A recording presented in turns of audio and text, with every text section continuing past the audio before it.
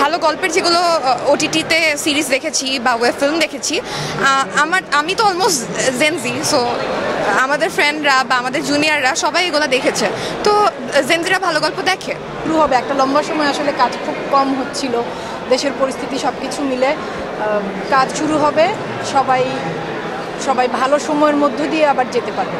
আর তার পাশাপাশি এটাও আমি বুঝি যে মানুষের জীবনে মৌলিক চাহিদা যেগুলো, খাদ্য, বস্ত্র, বাসস্থান, এগুলো হচ্ছে মৌলিক চাহিদা, আর বিনোদনটা তো তার পরে আসে। যখন জীবনে পেটে মনে শান্তি থাকে তখন বিনোদনের বিষয়। তো যেহেতু আমরা এই সেক্টরে কাজ করি, এই সেক্টরটা আসলে সবসময়ই অবহেলিত হয়। এটা কোভিডের সময় আমি খেয়াল করেছি, দেশের এই পরিস্থিতির মধ্যেও ওটা আমি খেয়াল করেছি। তো আশা করব সামনের বছর আমাদের সবার জন্য, আমাদের সকল সহকর্মীদের জন্য, সহকর্মী বলতে আমি শুধুমাত্র অভিনেতা, অভিনেত্রী, পরিচালকদেরকে বোঝাই না, আমার প্রোডাকশন বয় আমার সহকর্মী, আমার লাইটের অ্যাসিস্ট্যান্ট আমার সহকর্মী, আমার ক্যামেরার মেকআপের অ্যাসিস্ট্যান্ট আমার সহকর্মী, আমাদের সকল সহকর্মীদের জন্য সামনে ভালো সময় আসছে, এটা কামনা। অ্যাওয়ার্ড অনুষ্ঠান বোধহয় ভাইয়া নতুন মুখ আনার ক্ষেত্রে কার্যকর ভূমিকা পালন করে না। নতুন মুখ আনার ক্ষেত্রে কার্যকর ভূমিকা পালন করে আমার দেখা দৃষ্টিতে বিউটি কন্টেস্টগুলো, যেমন লাক্স বিউটি কন্টেস্টের মধ্য দিয়ে আমরা অনেক নতুন মুখ পেয়েছি এবং প্রতি বছর প্রায় 10 জন করে নতুন মুখ পাই।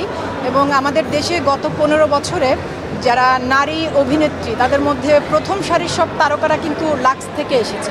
তো নতুন মুখ আনা, এবং এখন তারা ভীষণ জনপ্রিয়, ভীষণ ভালো অভিনেত্রী, যেমন আমি মেজাবিনের কথা বলবো, মিমের কথা বলবো, মানে জানেন আপনারা আরও অনেকেই আছে, দারুণ কাজ করছে, তারা দারুণ অভিনয় করছে। তো এটা মেয়েদের জন্য একটা খুবই ভালো একটা প্ল্যাটফর্ম বলে আমি মনে করি। যদি আমাদের কাছে ফিল হয় যেটা অরাজকতা হচ্ছে, সেটা যে ধরনের ফিলিং হোক, সেই বিষয়ে আমাদের নিজেদের জায়গা থেকে যাদের যেটা সম্ভব ওই অরাজকতাকে ঠিক করা, দেশে ওই আমাদের অঙ্গনে স্থিতিশীলতা আনা, আমাদের মধ্যে ঐক্য তৈরি করা, এটা আমাদের করতে হবে। নিজের কাজের বাইরেও ধৈর্যটা প্রয়োজন, আমাদের সবরটা খুব প্রয়োজন। আমাদের সৃষ্টিকর্তা বারবার সবরের কথা বলেছেন। আমার মনে হয় এটা আমাদের নিজেদের ব্যাপারে, আমাদের কাজের ব্যাপারে এবং আমাদের যে এই শিল্পাঙ্গনের ব্যাপারে আমাদের এটা প্রয়োগ করতে হবে। আমার মনে হয় ওটিটি আসার পর থেকে আমরা কিন্তু অনেক নতুন মুখ অথবা প্রবীণ মুখ করে নতুন করে কিছু পাচ্ছে, নতুন করে তারা সুযোগ পাচ্ছে। আমার মনে আছে বছর 2 আগে দিনার বলেছিল, আমার খুব মানে কাছের মানুষ এবং খুব পছন্দের মানুষ এবং আমার খুব পছন্দের শিল্পী।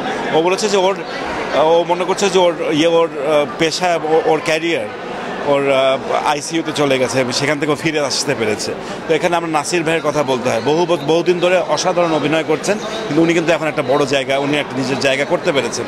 ওটিটি এটা ওটিটির ক্ষেত্র যে কারণেই হোক, ওটিটির মাধ্যমে এরকম অনেক সম্ভাবনাময়, অনেক ভালো ভালো অভিনেতা, মোস্তাফিজুর ইমরান, হাবিবুল বাশার, মানে খায়রুল বাশার এবং অনেকের নামই বলা যেতে পারে, ওরা অনেকেই সুযোগ পাচ্ছে এখানে কাজ করার জন্য আমাদের। তো আমার কাছে মনে হয় যে সেটা একটা ওটিটির কারণে একটা বিশাল একটা সুযোগ হয়েছে আমাদের অনেক অভিনয় শিল্পীদের জন্য।